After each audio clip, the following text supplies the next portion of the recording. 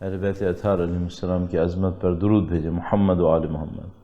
اللہم صلی علی محمد و آل محمد وعجل فرجہم۔ فاتحہ۔ بسم اللہ الرحمن الرحیم، الحمد للہ رب العالمین، الرحمن الرحیم، مالک یوم الدین، ایاک نعبد و ایاک نستعین، اهدنا الصراط المستقیم صراط الذین انعمت علیہم غیر المغضوب علیہم ولا الضالین۔ بار دیگر درود بھیجیں محمد و آل محمد پر۔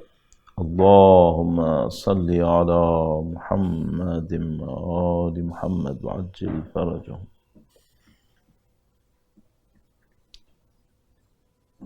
اعوذ باللہ من الشیطان الرجیم، بسم اللہ الرحمن الرحیم، الحمد للہ رب العالمین،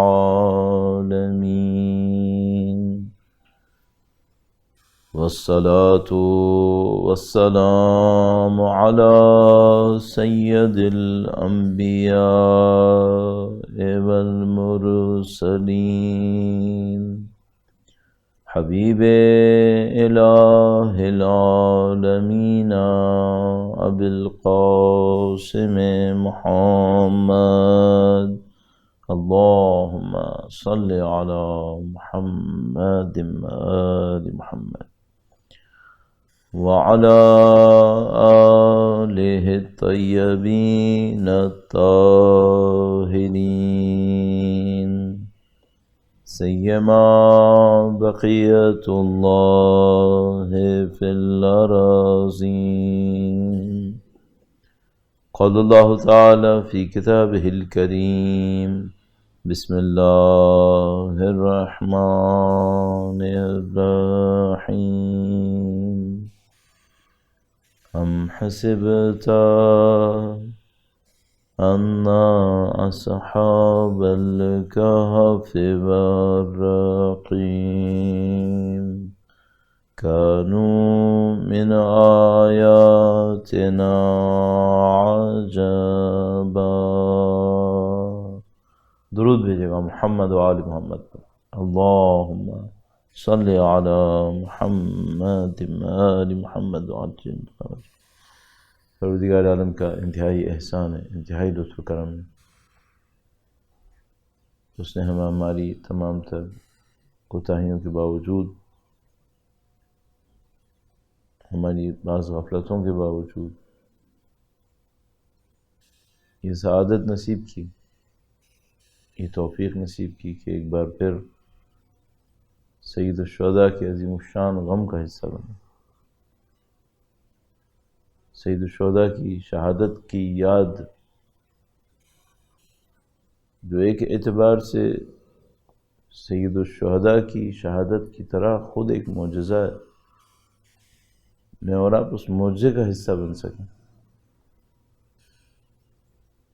اور یہ بہت فخر کی بات ہے کہ زمین کے اوپر بہت سارے واقعات ہوتے رہتے ہیں جس میں لوگ حصہ بن کر خوشی کا اظہار کرتے ہیں کہ ہم تاریخ کا حصہ بن گئے، ہم اتنے بڑے واقعے میں شریک تھے۔ لیکن ظاہر ہے جو زمینی واقعات ہوتے ہیں یہ زمین کے ساتھ ہی ختم ہو جاتے ہیں، یہ جو آسمان کے واقعات ہوتے ہیں یہ ابد تک کے لیے باقی رہتے ہیں۔ سید الشہداء کی شہادت زمین پہ رونما ہوئی، لیکن واقعہ آسمانی ہے، واقعہ الہی ہے، اور اس خاطر اس کی یاد ابدی ہے، اور اس کی یاد میں شرکت کرنے والوں کے لیے ثواب بھی ابدی ہے۔ الحمدللہ رب العالمین، خدا متعال نے ہمیں یہ توفیق دی کہ ہم اس یاد کا حصہ بن سکیں، اور ہماری خدا سے خواہش ہے، ہماری خدا سے دعا ہے،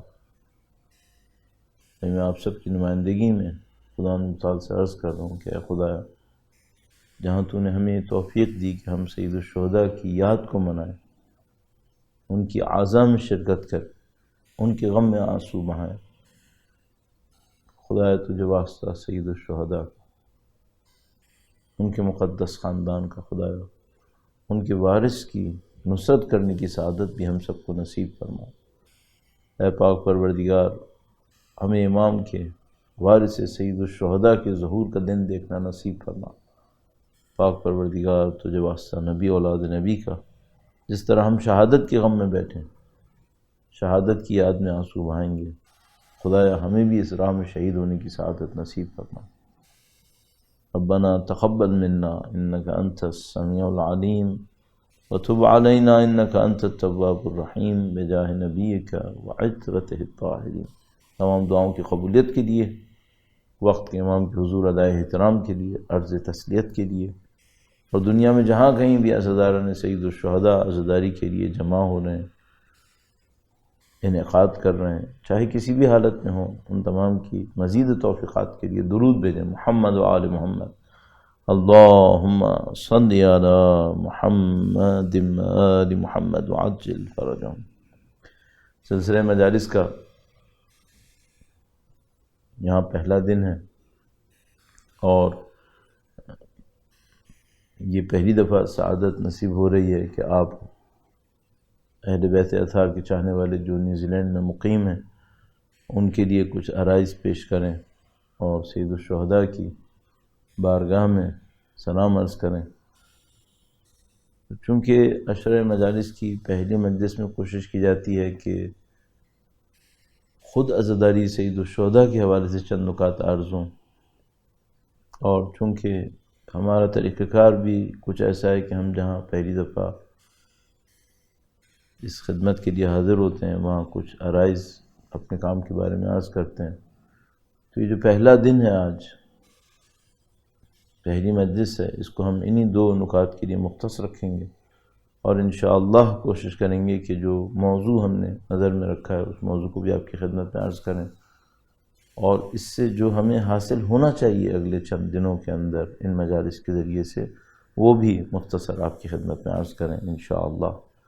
اور مسلسل دعا ہے کہ انشاءاللہ خداوند متعال ان زحمتوں کو جن کو آپ برداشت کر رہے ہیں ان مجالس کے انعقاد کے سلسلے میں، اور ظاہر ہے کہ انتہائی اطمینان سے کر رہے ہیں، خلوص سے کر رہے ہیں، اس کا اجر صرف خدا ہی جانتا ہے۔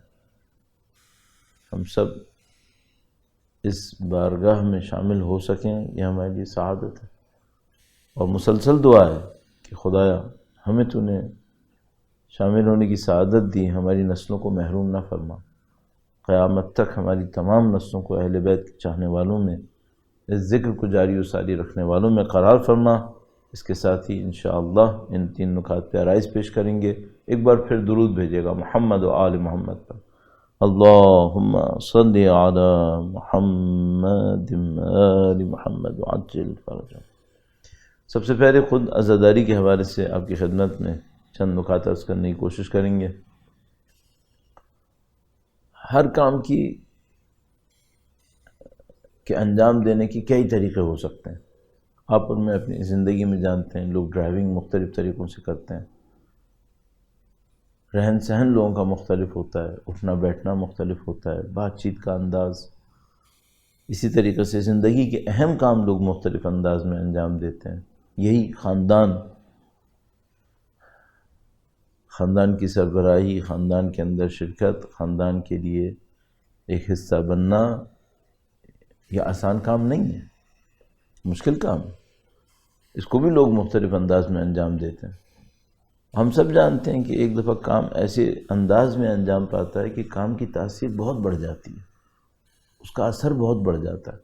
دنیا میں ایسا ہوتا ہے، ہم نے دیکھا ہے، آپ نے دیکھا ہے، ایک ہی مالی باغ میں کام کرتا ہے، یہ مالی کام کرے تو پودوں پہ کچھ اور اثر ہوتا ہے، کوئی اور کام کرے اثر کچھ اور ہو جاتا ہے۔ آپ اور میں فوراً سوچ سکتے ہیں بھئی اس میں پروفیشنلزم کی دخالت ہوتی ہے، ایک آدمی ایک کام کا پروفیشنل ہوتا ہے، ٹرینڈ ہوتا ہے، بعض وقت یہ چیزیں بھی برابر کی ہوتی ہیں پھر بھی فرق آ جاتا ہے. خود بخود میں اور آپ اس بات کو سمجھنے لگتے ہیں کہ چیزوں میں صرف میٹیریل کنیکشن کافی نہیں ہوتا، حتیٰ دوسری چیزوں میں یہ بات احساس ہوتی ہے. ٹیچنگ میں خاص کر آپ جا کے دیکھ لیجئے، اسکولز کالجز کے اندر، یونیورسٹیز کے اندر بعض اوقات ٹیچر زیادہ کوالیفائڈ ہوتا ہے لیکن اس کا آؤٹ پٹ کم ہوتا ہے، پروڈکٹیوٹی کم ہوتی ہے. تو ہم خود بخود اس بات کو سمجھنے لگتے ہیں کہ اس میٹیریل کنیکشن کے علاوہ بھی کچھ ہے. اور جب ہم دین کی بات کرتے ہیں تو ہمیں ایک بات سمجھ میں آتی ہے کہ یہی سب کچھ ہے، نان میٹیریل کنیکشن. انما الاعمال بالنیات، نان میٹیریل ہے لیکن یہی سب کچھ ہے. اب یہ کہ ممکن ہے آپ یہ کہیں کہ تھوڑا سا مبالغہ ہو گیا، یہی سب کچھ نہیں، یہی سب سے اہم ہے. مجھے تو یہ اندازہ ہو رہا ہے کہ اگر کوئی اس معاملے کو صحیح نپٹا لے باقی کو خدا سنبھال لیتا ہے. اور یہ روایتوں میں موجود ہے کہ باقی کو خدا سنبھال لے گا، تم خدا کے لیے کام کرو. اور یہ وہ اہم ترین پوائنٹ ہے جو عزاداری کے حوالے سے میرے اور آپ کے ذہن کے اندر مسلسل ساری زندگی رہنا چاہیے، خاص کر ان 10 ایام کے اندر. ظاہر ہے یہ 10 ایام انتہائی اہمیت کے ایام ہیں.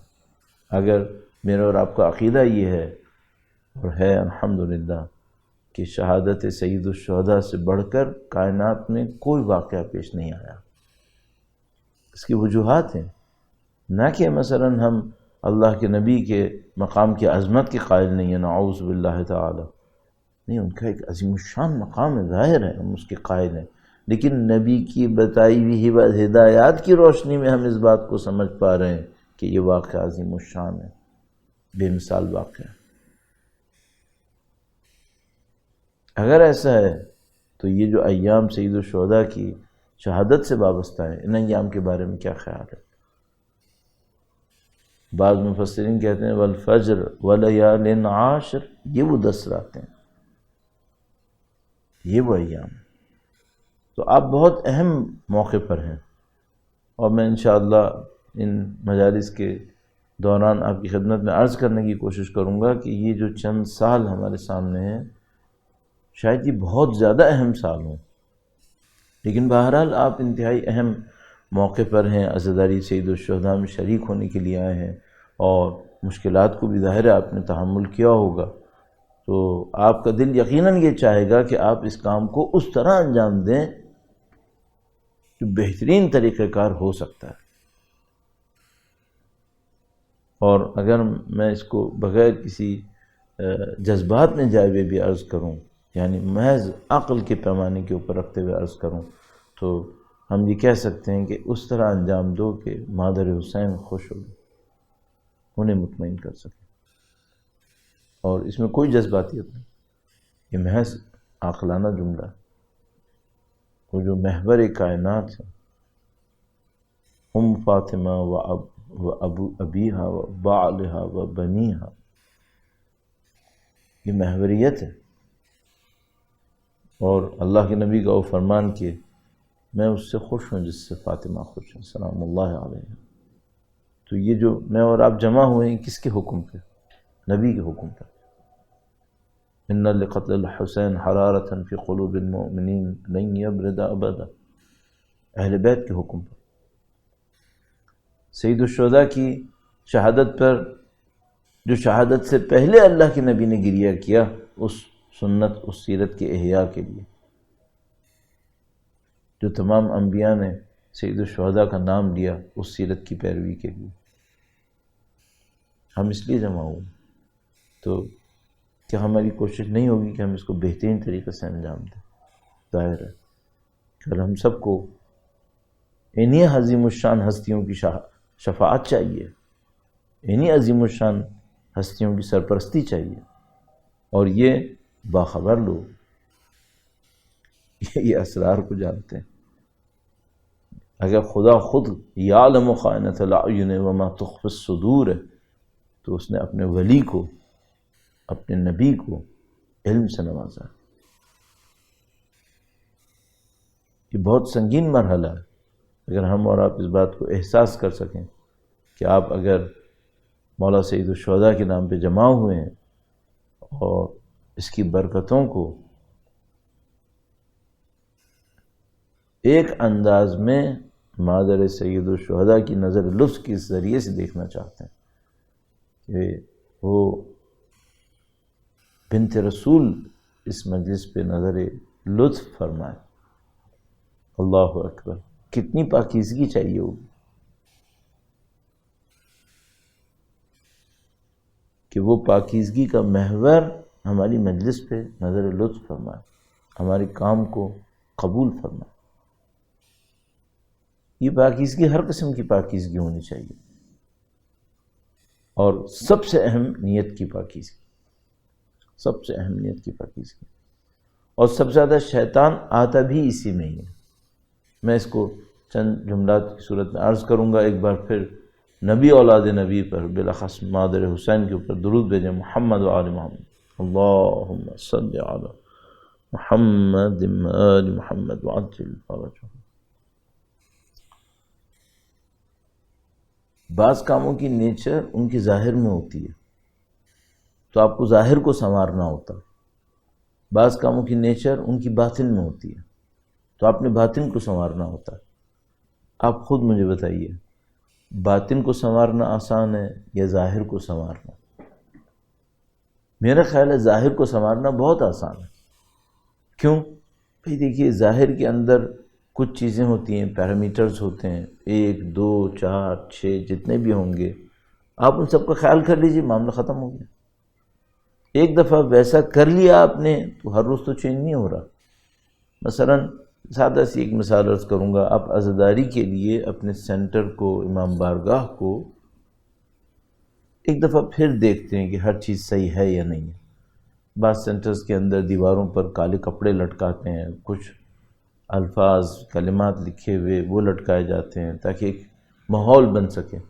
تو وہ گویا ایک طرح کا ایک اسٹینڈرڈ بنا ہوا ہوتا ہے کہ بھئی آپ نے ہر سال یہ کرنا ہے.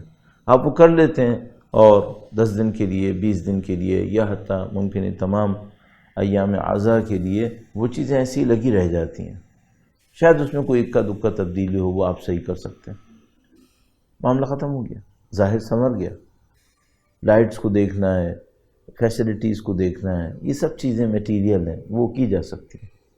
لیکن اگر میں آپ سے ایک بات کہوں، وہ یہ کہ یہاں 300 لوگ شرکت کرنے آئے اور آپ توجہ فرمائیے گا کہ ان 300 کی نیتوں میں طہارت ہو. اب یہ آسان کام نہیں ہے، بہت سخت کام ہے. یعنی مثلا ہم سب جانتے ہیں اگر مجلس عزا میں یہ بات ہو کہ آرگنائزرز نے کیا کرنا ہے، آرگنائزر 5-10 لوگ ہوتے ہیں، ان کو سمجھایا جا سکتا ہے، ان سے بات کی جا سکتی ہے، وہ توجہ دے سکتے ہیں.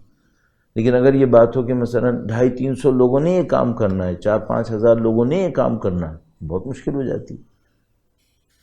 اب تمام شرکاء سے یہ کہا جائے کہ اپنی نیتوں کا خیال کیجیے گا، یہ آسان نہیں، واقعا بہت مشکل کام، بہت مشکل کام.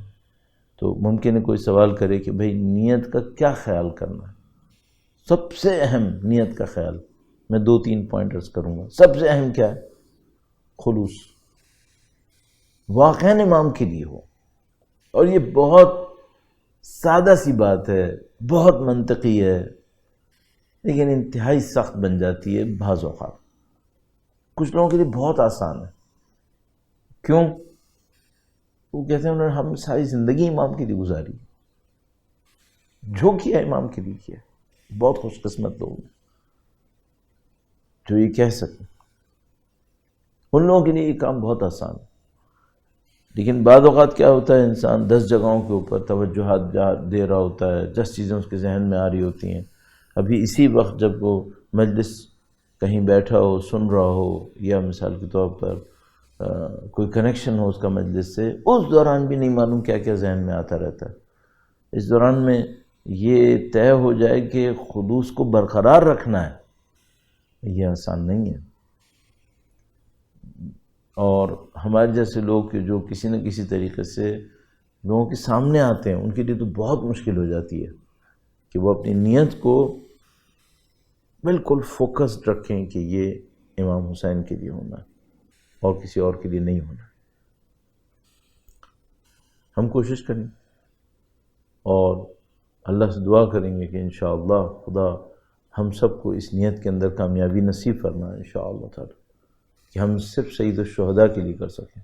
آپ نے دیکھا ہوگا دنیا میں بہت ایسا ہوتا ہے، بعض اوقات کوئی بہت بڑی مسجد بنتی ہے، بہت بڑی کوئی بلڈنگ بنتی ہے، نتیجہ نہیں نکلتا۔ بعض اوقات کوئی چھوٹی سی ایک جگہ بنتی ہے، بہت بابرکت ہو جاتی ہے۔ ہم سب جانتے ہیں نیت کا اثر۔ تو آپ اہل بیت اطہار علیہ السلام کے چاہنے والے، سید الشہداء کے ماننے والے، ان کے غم کے لیے جمع ہوئے۔ سب سے امپورٹنٹ کام خلوص، خلوص، یہ کام سید الشہداء کے لیے انجام پائے۔ ہماری کسی اور خواہش کو اس میں دخالت نہیں ہونی چاہیے، صرف سید الشہداء کی خدمت کرنا ہدف ہونا چاہیے، سید الشہداء کی یاد، اور سید الشہداء نے جس راستے پر ہمیں جاری کرنے کا حکم دیا ہے اس کی پیروی۔ انشاءاللہ ہم اس کی کوشش کریں گے۔ یہ ایک پوائنٹ ہے، اور اسی سلسلے میں ایک دو پوائنٹ اور عرض کریں گے۔ درود بھیجے گا محمد و آل محمد پر، اللہم صلی علی محمد آل محمد وعجل فرجہ۔ عزاداری خلوص کے ساتھ انجام دیں۔ اور کس بات پہ توجہ دیں؟ اور اس بات پہ توجہ دیں کہ ہم ذمہ دار ہیں۔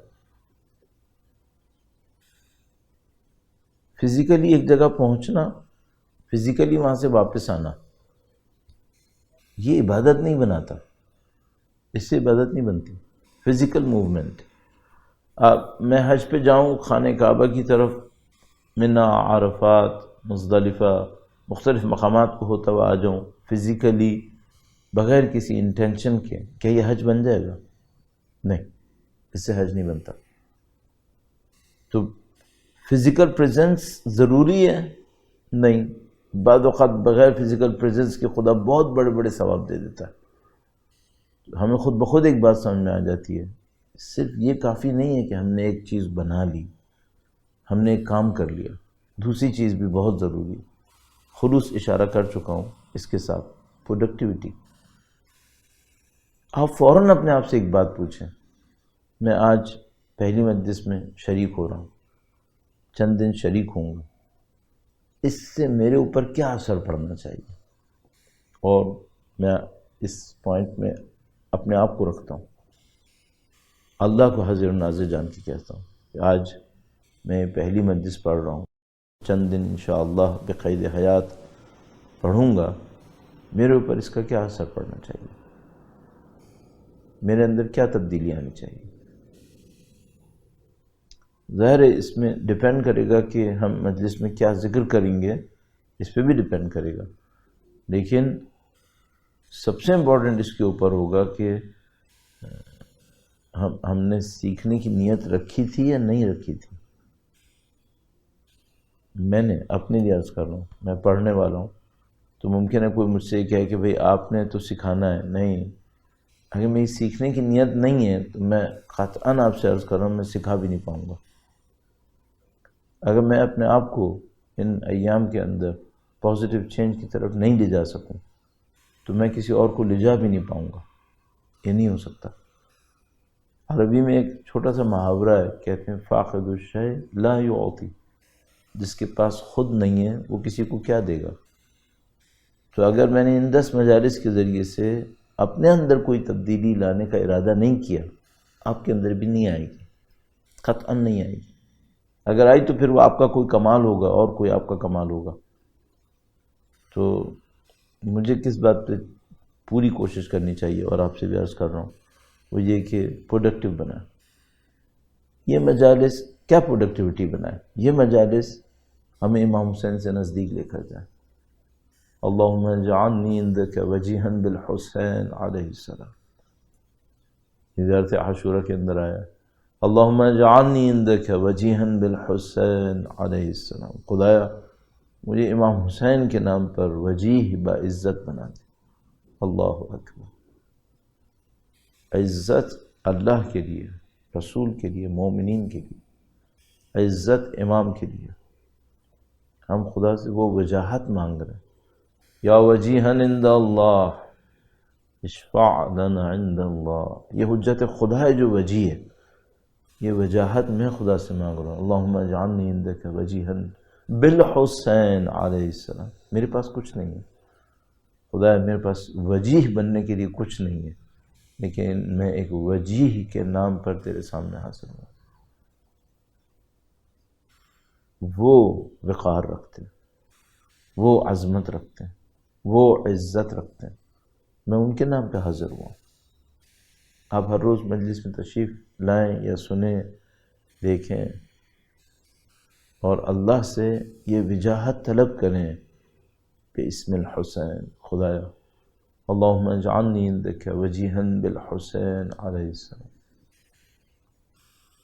خدایا ہمیں وجیح بنا دے اپنے پاس۔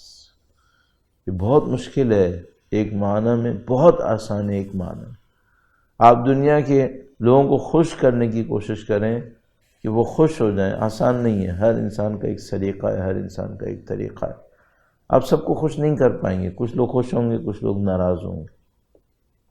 جن لوگوں کے ملینز آف فالوورز ہوتے ہیں ان کے بھی سب لوگ فالوورز نہیں ہوتے، ان سے بھی بہت سارے لوگ خفا ہوتے ہیں، ناراض ہوتے ہیں۔ یہ خاندان بہت عجیب ہے، خدا نے دلوں کے اوپر حکومت رکھی ہے اس خاندان کے لیے، تو ممکن ہے سر لوگوں کے کہیں اور جھک جائیں لیکن دل یہیں جھکیں گے۔ آپ کو خدا نے اس خاندان تک پہنچا دیا، الحمدللہ رب العالمین۔ پروڈکٹیو بنائیں، 10 دن اللہ کے سامنے عہد کریں، خدایا مجھے وجیح بننا ہے سید الشہداء کے نام پر، اور اس کے نتیجے میں کیا ہوگا، کوئی ایسا کام آپ سیکھ لیں، میں بھی سیکھ پاؤں 10 دنوں کے اندر، آپ سے عرض کر پاؤں کہ ہم خود بخود خدا کے نزدیک مقام حاصل کرنے میں کامیاب ہو جائیں۔ کیا پتہ یہ آخری محرم ہو ہمارے لیے، میں نعوذ باللہ بھی نہیں کہوں گا، اگر اللہ نے موت تقدیر میں لکھی ہے تو اس سے کیا پناہ، ٹھیک ہے، اگر خدا نے تقدیر میں موت لکھی ہے الحمدللہ رب العالمین، لیکن میں بے خبری میں کیوں مروں، بے عملی میں کیوں مروں، بے اثر کیوں مروں؟ با اثر مرنا چاہیے، شہادت کی موت با اثر موت ہوتی، لہذا ہم کہتے ہیں خدا موت دے، شہادت کی موت دے تاکہ با اثر مرے۔ تو سید الشہداء کا قرب حاصل کریں انشاءاللہ اس 10 دن کے اندر، کچھ ایسا سیکھیں، کچھ ایسا عمل کریں کہ یہ زندگی ہماری پروڈکٹیو ہو جائے سید الشہداء کے راستے کی طرف۔ اور اس میں بس ایک جملہ اور ایڈ کروں گا، وہ یہ کہ ایک دفعہ ہوتا ہے ہم سید الشہداء کے نام پر کچھ حاصل کرنا چاہتے ہیں، ظاہر ہے ہم فقیر ہیں، ان کے در کی گدا ہیں، ہم ان کے نام پہ کچھ حاصل کرنا چاہتے ہیں، لیکن ایک اورینٹیشن اور بھی ہے، وہ یہ کہ ہم کچھ حاصل کرنا چاہتے ہیں کچھ خدمت کر کے۔ تو ایک دفعہ ہوتا ہے کوئی آدمی کہتا ہے مولا مجھے یہ دے دیں، مولا مجھے یہ دے دیں، اور یہ نہیں سوچ رہا ہوتا کہ مجھے بھی تو کچھ کرنا چاہیے۔ آپ اور میں کیا کریں، ہم سید الشہداء کے نام پر اللہ سے مانگیں گے اللہم اجعلنی عندک وجیہا بالحسین علیہ السلام، لیکن اس کے ساتھ ایک اور بات بھی مانگیں، خدایا مجھے ان کی خدمت کی سعادت دے دیں، میری زندگی دوسرے کاموں میں نہ لگ جائے، ایسا نہ ہو میں ساری زندگی کے کام کروں، سارے انسانوں کے لیے کام کروں اور سید الشہداء کے لیے کچھ نہ کر سکوں۔ تو یہ پوائنٹ اپنے ذہن میں ضرور رکھیے گا، وہ یہ کہ ان 10 دنوں کے نتیجے میں خدا ہمیں سید الشہداء کی خدمت کی کوئی سعادت دے دے، خدا انشاءاللہ اس فکر کے لیے کچھ کرنے کی طاقت دے دے، اور جب میں اور آپ دین کے اوپر عمل کرتے ہیں، سیکھتے ہیں، تو بہت ساری چیزیں ہیں جو خود بخود حاصل ہونا شروع ہو جاتی ہیں۔ میں اس سے زیادہ اس معاملے کے اوپر آپ کا وقت نہیں لوں گا، اور فوراً منتقل ہوں گا اس بات کے اوپر کہ ہم جس انداز میں عرض کرتے ہیں اور جو مجالس سے چاہتے ہیں، کچھ کہہ چکا ہوں اور کچھ اور عرض کروں گا۔ درود بھیجے گا محمد و آل محمد پر، اللہم صلی علی محمد آل محمد وعجل فرجہم۔ عرض کیا میں نے کہ ہماری نیت میں خلوص ہونا بہت ضروری ہے، ہمیں سید الشہداء کے خلوص کے ساتھ آگے بڑھنا ہے۔ پوری دنیا میں کروڑوں لوگ یہ عمل انجام دے رہے ہیں، الحمدللہ رب العالمین، سید الشہداء کی عزاداری میں مشغول ہیں۔ تو خدا کا کتنا بڑا لطف ہے، کرم ہے کہ اس نے مجھے اس کا حصہ بنا دیا، الحمدللہ رب العالمین۔ ہمارے کام میں سب سے امپورٹنٹ چیز ہمیں سمجھ میں آتی ہے وہ یہ کہ مجلس پڑھنے کا ہدف اپنی کسی طاقت، صلاحیت، فن، نعوذ باللہ تعالی، میں تھوڑا سا کم جملہ بھی عرض کر گیا ہوں، اس کا اظہار نہیں ہونا چاہیے۔ مجلس کا کام یہ نہیں ہے میری کسی صلاحیت کو ثابت کیا جائے مجلس کے ذریعے سے، یہ نہیں ہونا چاہیے۔ مجلس ہماری ذاتی، معذرت کے ساتھ، ذاتی نمائش کا پلیٹ فارم نہیں ہے۔ اگر مجھے اپنی کوئی ذاتی صلاحیت ثابت کرنی ہے کہیں اور چلے جاؤں، کوئی اور کام کروں دنیا میں جس سے میری ذاتی صلاحیتیں ثابت ہو جائیں۔ لوگ مختلف کاموں کو انجام دیتے ہیں، دوسرے لوگ سمجھ جاتے ہیں اس کے اندر ایک اسکل ہے، بولنے کی ہے، پڑھنے کی ہے، اور بہت ساری چیزیں ہو سکتی ہیں۔ یہاں پہ اس مجلس کے دوران تذکرہ بھی صحیح نہیں ہے۔ مجلس کس کام کے لیے؟ مجلس اس کام کے لیے نہیں ہے کہ میری ذاتی صلاحیتیں اس کے ذریعے ثابت ہوں، نہیں، یہ کام نہیں کرنا چاہیے۔ مجلس کس کام کے لیے؟ نوحہ، مرثیہ، ماتم، سوز، سلام، حدیث، سب کچھ، یہ کس کام کے لیے؟ یہ سید الشہداء کے لیے۔ میں اپنی پوری صلاحیتوں کو بروقار لاؤں، نیت یہ نہ ہو کہ اپنی صلاحیتوں کو ثابت کرنا ہے، نیت میں نہیں ہوں، نیت سید الشہداء ہوں۔ یہ جو بہت بڑی ایک مشکل پیش آتی ہے وہ اس وقت آتی ہے آپ کے جیسے لوگ سید الشہداء کے چاہنے والے مجلس میں آئیں اور صرف ایک ہدف سے آئیں، امام حسین کو یاد کرنا ہے، امام حسین کے غم میں شریک ہونا ہے، اس پرچم کو سر بلند کرنا ہے۔ اور ہمارا جیسا کوئی پڑھنے والا ہو، اور وہ کوئی بھی ہو سکتا ہے، آرگنائزر بھی ہو سکتا ہے، مرثیہ، سوز، سلام، ماتم، زیارت، حتیٰ قرأت، اس سے پہلے کوئی بھی ہو سکتا ہے، اس کے سامنے عزادار بیٹھے ہیں اور وہ اپنے کام کو انجام دے رہا ہے، یا مثلا آرگنائزر یا مختلف جگہوں کے اوپر، یہ امام حسین کی خاطر آئے تھے، میری خاطر آئے تھے؟ نہیں، جب میں نہیں تھا تب بھی تھا، اور جب میں نہیں ہوں گا تب بھی یہ رہے گا۔ یہ میری خاطر نہیں آئے، یہ امام حسین کے لیے۔ اگر خدا نہ کرے، نعوذ باللہ تعالی، میں نے امام حسین کے بجائے ایمفیسس کہیں اور کر دیا، میری تاکید کسی اور چیز پر ہو گئی، تو اسے میں کیا کہوں؟ اسے میں کہوں گا خیانت کی۔ لوگ امام حسین کے لیے آئے تھے، ان کو سید الشہداء تک پہنچانا تھا، نہ کہ اپنے آپ تک۔ تو سید الشہداء کی غم میں شرکت کرنے کے لیے آئے تھے، نہ کہ میرے سوز کو دیکھنے کے لیے، میرے غم کو دیکھنے کے لیے۔ یہ نعوذ باللہ تعالی اگر ہم سے سرزد ہو تو خیانت ہے، یہ نہیں کرنا چاہیے۔ کیا کرنا چاہیے؟ پورے دل سے امام حسین کی خدمت کریں۔ لوگ امام حسین کے نام پہ آئے، یعنی آپ تصور کیجئے، آپ یقیناً اکثر افراد آپ میں سے قریب بے اتفاق مشی پہ تشریف لے گئے ہوں گے جو اربعین پہ ہوتی ہے، تو وہاں پہ بہت سارے لوگ بیٹھے ہوتے ہیں مثلا زائرین کی خدمت کرنے کے لیے، یہ چاہتے ہیں یہ لوگ ہائی لائٹ ہوں۔ میرا خیال ہے یہ ہدف نہیں۔ ان لوگوں کے ذہن میں یہ ہوتا ہے کہ امام حسین کا ظاہر ہے، ہمیں اس کی خدمت کرنی ہے، ہمیں انعام ملے نہ ملے، ہمارا نام آئے یا نہیں آئے، ہمارا پلیٹ فارم چمکے یا نہیں چمکے، ان کی نظر میں نہیں ہوتا۔ شاید کسی کی نظر میں ہو تو وہ غلط ہے، زیادہ تر لوگوں کی نظر میں نہیں ہوتا۔ ہم لوگ کیسے ہیں؟ ہمیں بھی ایسے ہی ہونا چاہیے، کسی کی نظر میں اور کچھ نہیں ہونا چاہیے۔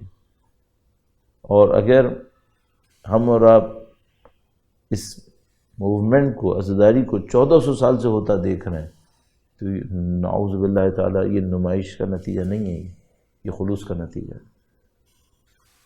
دنیا کا کوئی کام 1400 سال نہیں چلتا اس طرح سے، اس میں کچھ لوگوں کا خلوص شامل ہوتا ہے پھر وہ چلتا ہے۔ اور جن حالات میں عزاداری رہی ہے ہم سب جانتے ہیں۔ نفس پرستی کے لیے آپ کوئی واقعہ کریں 2000 سال چل جائے گا، 4000 سال چل جائے گا، نفس پرستی کے لیے، نفس کی مخالفت میں کریں، اب آپ 4 سال چلا لیں، بڑی مشکل بات ہے۔ یہ آپ ممکن ہے میری بات کوئی سن کے کہہ رہا ہو کہ بھائی کرسمس بھی تو ہوتی ہے، نفس پرستی میں ہوتی ہے، اس لیے چلتی ہے، خلوص میں نہیں۔ خلوص میں ہو تو کچھ اور ہوتا ہے پھر۔ تو الحمدللہ رب العالمین آپ تشریف لائیں. ہماری آرگنائزر کی سب کی ذمہ داری کیا ہے؟ سب کی ذمہ داری ہے لوگوں کو امام حسین کی طرف لے کے جائیں، اور ہم پوری کوشش یہی کریں گے انشاءاللہ. اور اس کے ساتھ ایک اور جملہ بھی عرض کروں، وہ یہ کہ خالصتاً امام حسین، صرف امام حسین ہی. کیا مطلب؟ بعض اوقات ہم کوشش کرتے ہیں لوگوں کو سید الشہداء کی طرف لے کے جائیں، خلوص بھی ہوتا ہے. ایک لفظ استعمال کر رہا ہوں، عربی سے لے کر فارسی میں بھی ہے، اردو میں بھی کچھ لوگ استعمال کرتے ہیں. اصالت نہیں ہوتی. کیا مطلب؟ سید الشہداء کا نام لیتا ہوں، لیکن سید الشہداء کے نام پر جو فکر دے رہا ہوں وہ اصیل امام حسین کی فکر نہیں ہے، اس میں کچھ ملاوٹ ہو گئی. مصائب پڑھے میں نے، اصیل امام حسین کی نہیں ہے، کچھ ملاوٹ کر دی، نعوذ باللہ تعالی. میں یہ کہہ رہا ہوں کہ امام نے اس خاطر یہ کام کیا، لیکن ثابت نہیں کر سکتا کہ امام نے کیا تھا اس خاطر. کچھ میں نے بھی اپنے ذہن سے ڈال دیا اس کے اندر، اصالت نہیں ہے اس کے اندر. تو بہت امپورٹنٹ ہے آپ اور میں امام حسین کے نام پہ جمع ہوں سلام اللہ علیہ، اور اصالت کے ساتھ جمع ہوں. صرف وہی کریں جو امام کو پسند ہے، صرف وہی کریں جو خاندان عطرت عصمت و طہارت کو پسند ہے، اور اس میں ایک اصالت ہونی چاہیے. میں تیزی سے صرف ایک جملہ عرض کرتا چلوں، ذکر کرنا بھی اچھا نہیں ہے. اہل بیت نے غم پر سیاہ لباس فیشنیبل نہیں پہنے، سادے پہنے. آپ بھی سادے ہی پہنے. اصالت کیا ہے؟ اصالت سادگی ہے اور غم ہے. اور اگر اس لباس کے اندر فیشنز آنا شروع ہو جائیں، ہے امام حسین کے نام پر، شاید خلوص بھی ہو، اصالت نہیں ہے اس کے اندر. اہل بیت نے یہ نہیں کیا تھا. آپ ہمیشہ اصیل کی طرف توجہ دیں کہ بھئی ہمیں اپنے کام کو وہی کرنا ہے جس کے اندر، میں 5ویں 6ٹھی دفعہ کہہ رہا ہوں، اصالت ہونی چاہیے. الحمدللہ ہمیں فخر ہے، ہم جو نماز پڑھ رہے ہیں وہی نماز پڑھ رہے ہیں جو اللہ کے رسول نے پڑھی. الحمدللہ.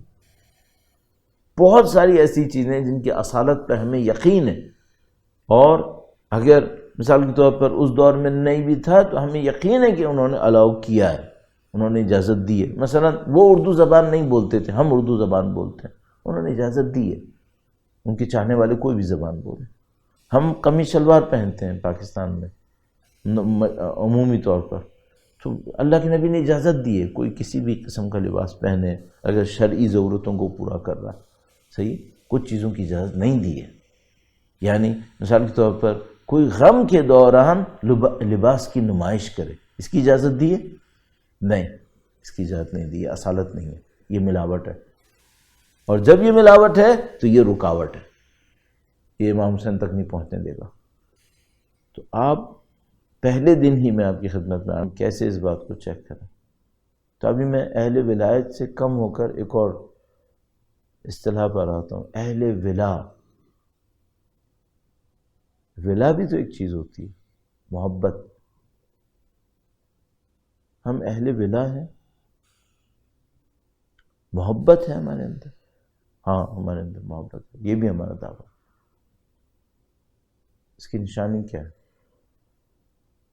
بہت ساری نشانی ہیں، لیکن نشانیوں میں سے ایک نشانی یہی عزاداری میں شرکت کرنا. 1400 سال ہو گئے، اس سے زیادہ، ایک لحاظ، اس سے کم ایک اور لحاظ. سید الشہداء کی عزا ہوتے ہوئے 1400 سال سے بہت زیادہ ہوا ہے. سید الشہداء کی شہادت 61 ہجری میں. ہم اہل ولا ہیں. ہاں جی اہل ولا. کیا نشانی ہے اس کی؟ کوئی 1400 سال کے بعد کسی کے غم میں بیٹھتا؟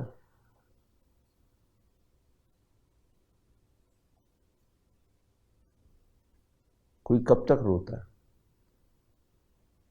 ہمارے اعزاء، ہمارے اقرباء دنیا سے جاتے ہیں، ہم انہیں یاد کرتے ہیں، ان کے لیے بعض اوقات آنسو بھی آنکھوں سے نکلتے ہیں. کب تک؟ ایک عمر، ایک زندگی، زیادہ سے زیادہ. ورنہ چند مہینے، چند سال کے بعد اثر بھی نہیں رہتا. پھر کبھی یاد آ جاتی ہے تو آ جاتی ہے، ورنہ نہیں ہوتی. سینکڑوں سال کے بعد بھی لوگ جمع ہو رہے ہیں، اور جب روتے ہیں تو کیسا روتے ہیں؟ ایسا روتے ہیں جیسے کوئی اپنی اولاد کے غم میں روتا ہے، اس سے بھی زیادہ شدید، اس سے بھی زیادہ شدید شدت میں ہوتا ہے۔ ہماری کوشش ہوتی ہے جہاں کہیں بھی عاشرہ مجالس کی پہلی مجلس ہو تو ہم ولایت کی پہلی شہادت کو اس میں ضرور ذکر کریں۔ ولایت کی پہلی شہادت کس کی ہے؟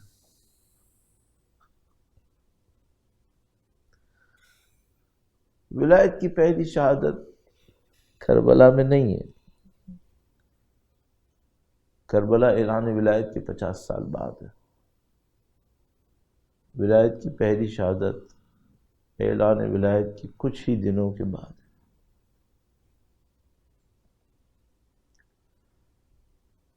صلی اللہ علیہ یا فاطمہ سلام اللہ علیہ۔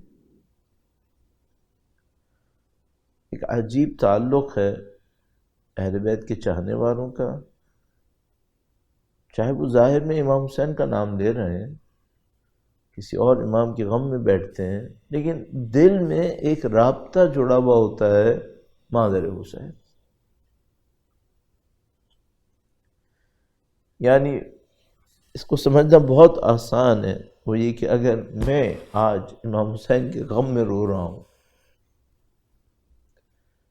تو امام حسین کے غم میں سب سے زیادہ کون رویا ہوگا؟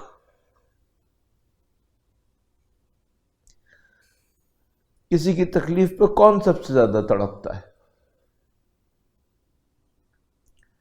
دنیا میں کوئی رشتہ ہے جو ماں سے زیادہ ہے؟ اگر اولاد امام حسین جیسی ہو اور ماں بی بی سیدہ طاہرہ سلام اللہ علیہا جیسی ہو، یہ رشتہ کتنا عجیب رشتہ ہوگا۔ بی بی کے مصائب کے سلسلے میں ہمارے پاس بہت ساری روایات موجود ہیں، اور ان روایات کو اگر انسان ایک ایک کر کے بھی دہرائے تو وہ پہاڑوں کو گویا ہلانے کے لیے کافی ہیں۔ لیکن خود بی بی سیدہ سلام اللہ علیہ کا یہ جملہ کیا کم ہے کہ انہوں نے فرمایا مجھ پر وہ مصائب ٹوٹے جو اگر پہاڑوں پہ ٹوٹتے تو چکنا چور ہو جاتے، دنوں پر آتے تو سیاہ راتوں میں تبدیل ہو جاتے۔ ہمیں نہیں معلوم وہ مصائب کیا مصائب ہیں، لیکن ہمیں صرف اشاروں میں پتہ ہے کہ بی بی دربار میں جا کر واپس آئیں تو ضعیفہ تھی۔ نہیں معلوم ان مصائب کو کون درک کر سکتا ہے، ان مصائب کو کون احساس کر سکتا ہے۔ بعض اوقات شاید کوئی احساس نہ کر پائے کہ اگر کسی کے گھر میں غم منایا جا رہا ہو تو وہاں تعزیت پیش کرنے کے بجائے لوگ دھمکیاں دینے کے لیے آ جائیں۔ شاید کسی کو یہ غم نہ سمجھ میں آئے، لیکن عائزان محترم، اگر میں بی بی کے مصائب میں صرف 2 منظر آپ کی خدمت میں عرض کروں، یہ مصائب پھر سب کو سمجھ میں آنا چاہیے۔ بڑی عجیب روایت ہے ہمارے پاس، وہ یہ کہ اللہ نے گویا اللہ کے نبی نے ارشاد فرمایا کہ ایک موقع ایسا آتا ہے جب عرش خدا لرز جاتا ہے، عرش خدا۔ تو ہمارے پاس روایتوں میں ہے کہ مظلوم کی ندا سے عرش خدا لرز اٹھتا ہے، اور اس طرح کی ایک عجیب روایت ہے، اس کے اندر بیان کیا کہ اگر کسی بچے کی ماں مر جائے اور وہ بھول جائے کہ میری ماں مر گئی ہے، سوتے وقت سونے کے دوران بھول گیا، روتے روتے سویا اور سوتے ہوئے یہ بھول گیا کہ میری ماں مر گئی ہے، حسب عادت رات کو کسی موقع پر اس کا دل چاہا کہ اپنی ماں کو لمس کرے، اس نے ہاتھ سے اپنی ماں کو ڈھونڈنا شروع کیا،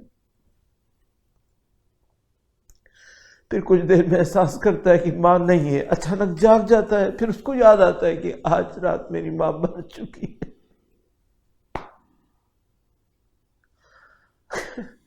روایت میں آیا کہ عرش خدا لرز اٹھتا ہے ایسے موقع کے اوپر جب وہ بچہ اپنی ماں کو یاد کرتا ہے۔ عزیزو مجھے نہیں معلوم کیا ہوا ہوگا جب امام حسین اپنی والدہ کی لاش پر آئے ہوں۔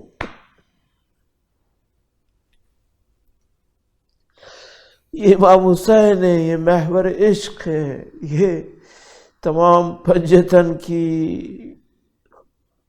جذبات کا مرکز ہے۔ یہ جب اپنی والدہ کی جسد اطہر کے اوپر آئے ہوں گے الوداع کرنے کے لیے، تو ہمارے پاس روایت موجود ہے، بیان کرتے ہیں، کہتے ہیں سید الشہداء نے والدہ سے کہا کہ پہلے میری ماں مجھے الوداع کرے۔ نہیں معلوم کیوں ایسا ہوا ہوگا، اور کہا کہ پہلے میری ماں مجھے الوداع کرے۔ گویا سید الشہداء کو پتہ ہے میری ماں مجھے الوداع کیے بغیر نہیں جائے گی، اور بی بی نے امام حسین کی خواہش کو پورا کیا۔ اور بس میں دو جملے اگر اور عرض کروں تو آج بی بی نے بند کفن توڑ کر پورا کیا، کل شب عاشور پہنچ کے پورا کیا۔ کربلا میں وہ صحابی رسول کہتے ہیں کہ اے امام، اس بن میں، اس بیابان میں کسی خاتون کے رونے کی آواز آ رہی ہے۔ امام حسین یاد دلاتے ہیں یہ میری ماں کی آواز ہے، یہ میری ماں ہے۔ سلام ہے اس خاندان کے اوپر، سلام اس بی بی مقدس کے اوپر۔ اور بس عزیزو، اگر ان بی بی کے الوداع کرنے کے منظر کو ایک منظر اور آپ کی خدمت میں عرض کروں، اور وہ منظر ہے جب بی بی زینب طلع زینبیہ کے اوپر تشریف فرمائے، امام حسین قتل گاہ کے اندر ذبح ہو رہے ہیں، مادر حسین الوداع کرنے آئی ہیں۔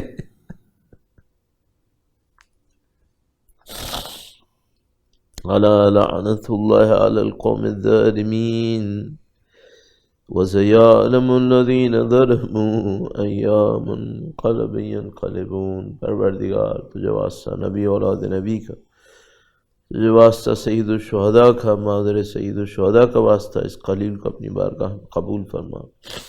پروردگار تجھے واسطہ نبی اولاد نبی کا، خدایا ان کی نورانیت سے ہمارے قلوب کو منور فرما۔ خدایا دنیا میں جو کوئی جہاں کہیں بھی عزائے سید الشہداء میں مشغول ہے، ارادہ کر رہا ہے، پاک پروردگار اس کی توفیقات میں، اس کی زندگی کی سعادتوں میں مزید اضافہ فرما۔ اے پاک پروردگار اس راہ کی تمام مشکلات کو برطرف فرما دے۔ عزاداران سید الشہداء کے راستے میں جو بھی رکاوٹیں بنتی ہیں پاک پروردگار، چاہے بیماری کی صورت میں، چاہے کوئی اور صورت میں، خدایا ان تمام رکاوٹوں کو برطرف فرما۔ اے پاک پروردگار تجھے واسطہ نبی اولاد نبی کا، آج تو نے امام حسین کے غم میں بیٹھنا نصیب کیا ہے، کل انشاءاللہ ان کے وارث کی نصرت کی سعادت نصیب فرما۔ اے پاک پروردگار ہمیں امام کی نصرت کی راہ میں شہادت نصیب فرما۔ ربنا تقبل منا انک انت السمیع العلیم وتب علینا انک انت التواب الرحیم بجاہ نبیک وعطرتہ الطاہرین۔ اللہم صل علی محمد وآل محمد وعجل فرجہم۔